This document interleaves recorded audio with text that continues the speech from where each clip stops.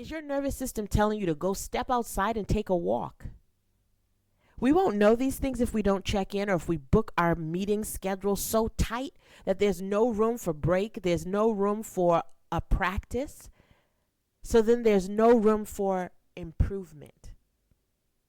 We don't make time, we can't see results of the effort that is required to grow. Here we grow again, our hearts on the mend. What I want is what I want, soft spaces. Welcome to Softspaces Podcast, where I share a little bit of me to connect with a little bit of you so that we can create a community of wholeness together where our unmuted voices can be heard, felt, seen, heal, and thrive in every area of our lives. My name's Yolanda Lewis, and I am your host. Today we're talking about rituals of leadership, the ones that make you a dynamic leader so that you can really make an impact in the world you live. Habits are formed in as little as 21 days. Not 20 days, not 15 days, not 14 days, but research confirms that habits are formed when it is done for 21 consecutive days. This is why basic training works, because it's over that time. And if you think about your life, anything you've ever tried worked when you did it for at least 21 days. So when we're looking at putting rituals into the practice of leadership, we're looking at the things that we can repetitively do to inspire growth, promote healing, and cultivate your character and your personality so that you can serve others better. That is what leadership is. It is service. This is the way that I teach, and I like to define leadership in the sense of what it does. A lot of times the behavior of leadership, you're taught to treat people how you want to be treated. However, I teach that when it comes to leadership, you are not treating others how you want to be treated, because how I want to be treated as a leader may not match what someone else needs in me being their leader. So you have to treat people the way they need to be treated, not the way they deserve to be treated, because there's some people, even as a leader, and you have felt it, where they'll act up and cut up and all of those things. We're not matching energy, because that brings you down to their level. If that person is vibrating low and they're coming at you and attacking you, and they are toxic in their display of behavior of how they carry themselves, you matching that energy would mean you coming from here in terms of your evolved self and going down to their level to match the frequency that they are putting out, none of which helps a situation. So when we're looking at leadership and the rituals that we put in place, we want to make sure that they are in service to what your people, the people who are following your leadership, because if you don't have anybody following you, you are just taking a walk. I heard a preacher say that, God rest his soul. It's so true, though. Your leadership should be aligned with a following. The people that you follow, you should have some method that works, some method, and your leadership is bringing people along to engage with that method and to grow and evolve in that method. So let's not just take walks. Let's not, as leaders, just give people what they deserve. Let's not, as leaders, treat people how we want to be treated. Let's get into a ritualistic practice that allows us to expand and open up the way that we lead, so it helps grow your organization, grow your team, and just make people feel good. Getting back to that happy place of people are happy to work with you and serve with you on a particular mission. That is important. Oftentimes we're linked arm to arms with our team, so that we can reach the greater goal together. While I might play a different role or different position in that, we are one team. So, with that being said, let me share with you a couple of ways that you can improve the practice of rituals to enhance your leadership abilities. The first one is being aware of your nervous system, not just of your skills and your gifts and your talents and all that you bring into the bucket of the way that you lead. Let's look at your nervous system. When you get into a situation of leadership, your nervous system is communicating in your body language, in your communication style, in your vibe, your presence, your effervescence that you exude when you stand in front of a crowd. What is your nervous system speaking? Is it speaking that you feel uncomfortable? Is it speaking that you disagree with the changes that need to take place? Is it speaking to the truth of your message? Does your nervous system align with the message that you are communicating in your everyday life? Just being aware of that. We're not fixing anything just yet, but we're aware of what our nervous system is doing.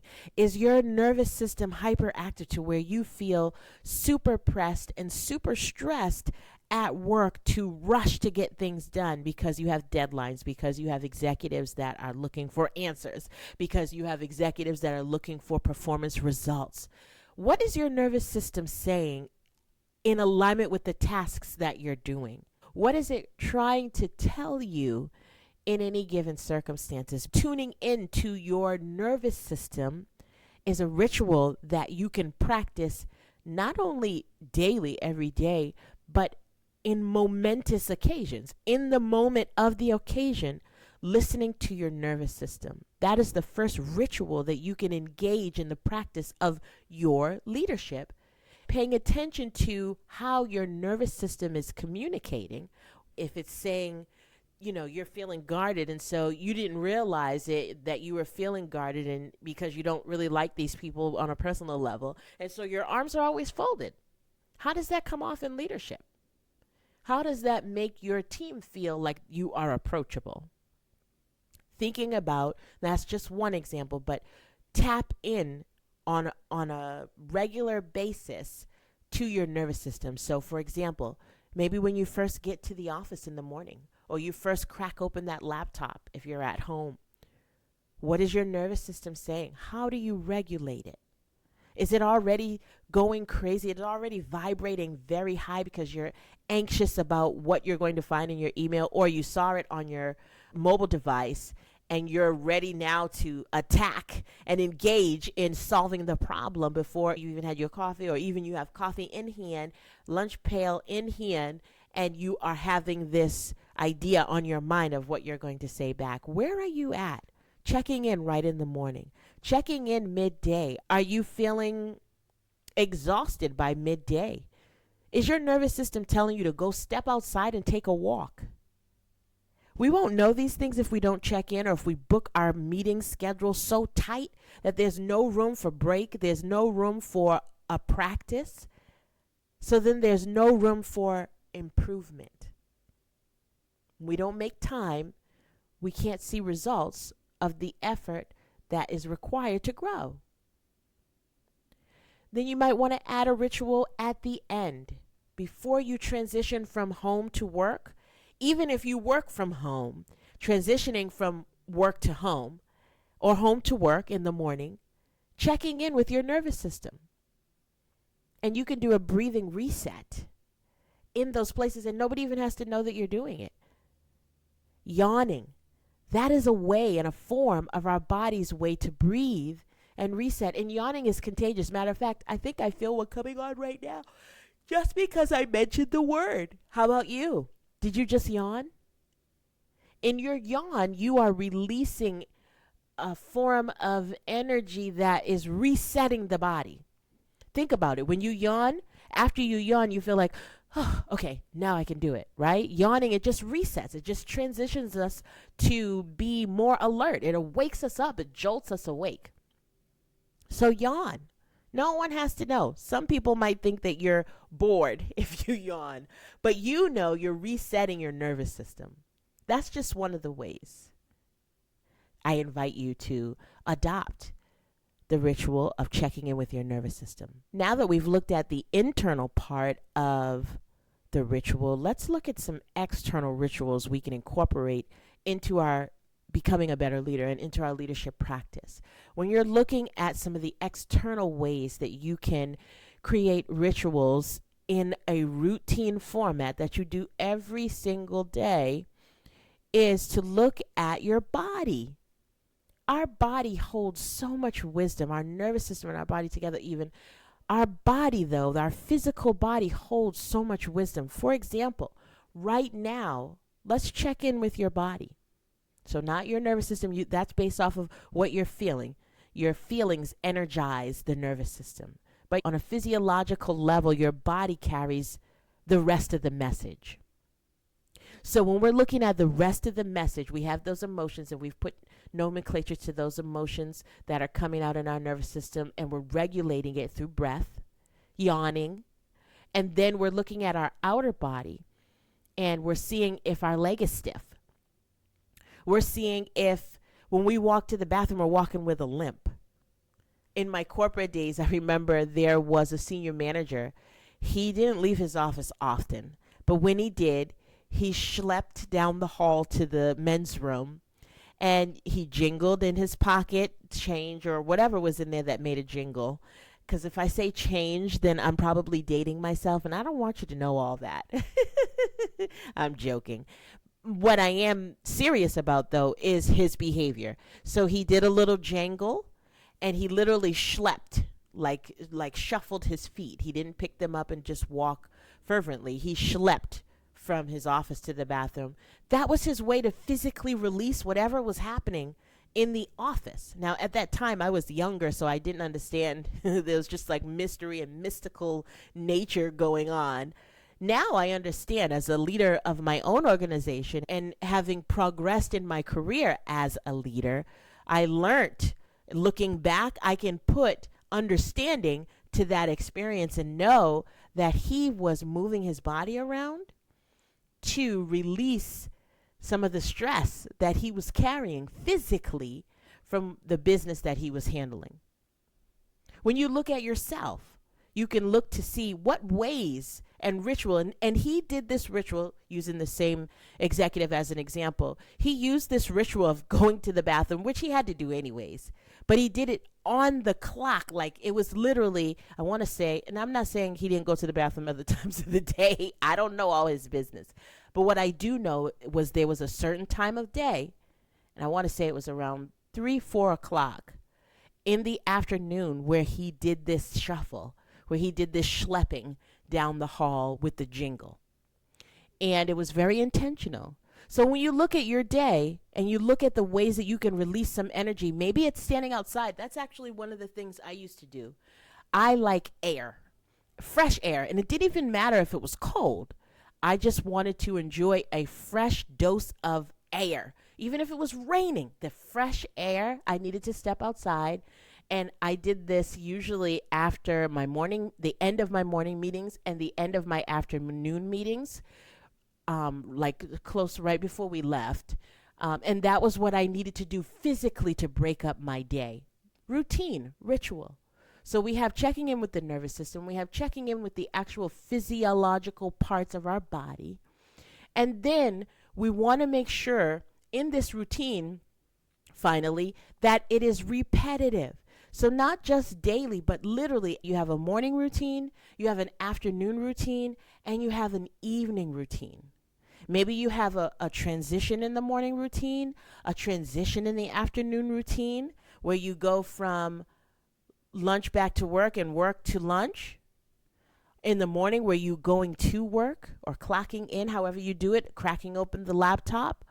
And then one where you transition out of that. And then in the evening, one to wind down from the day.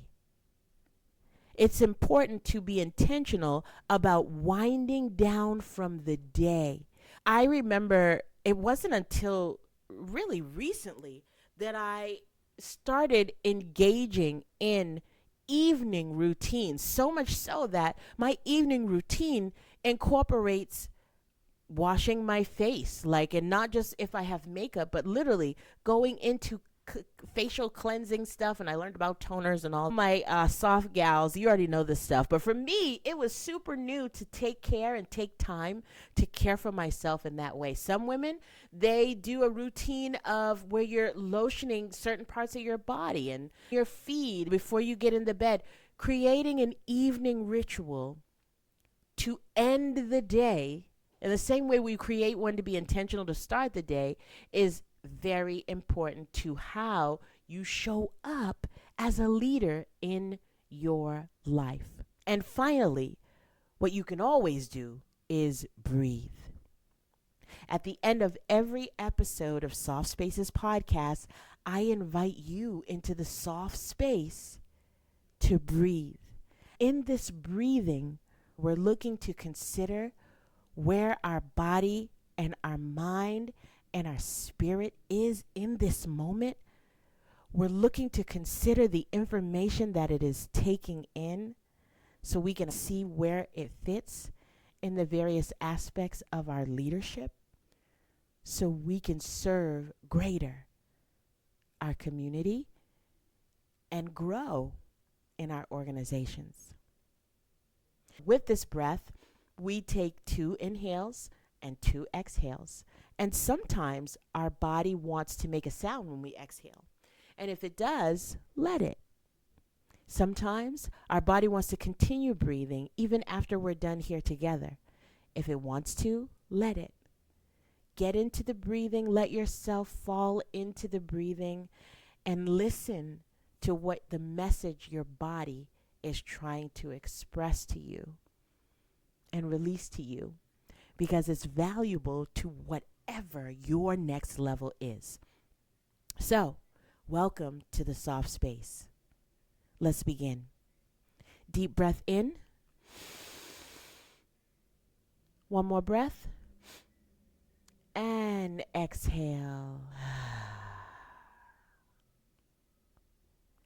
As you release your exhale, you should feel your shoulders drop, your abdomen collapse, be fully empty to receive and hear more closely what's important, what your body and spirit and mind want you to know is important. Deep breath in. One more breath through your nose and exhale.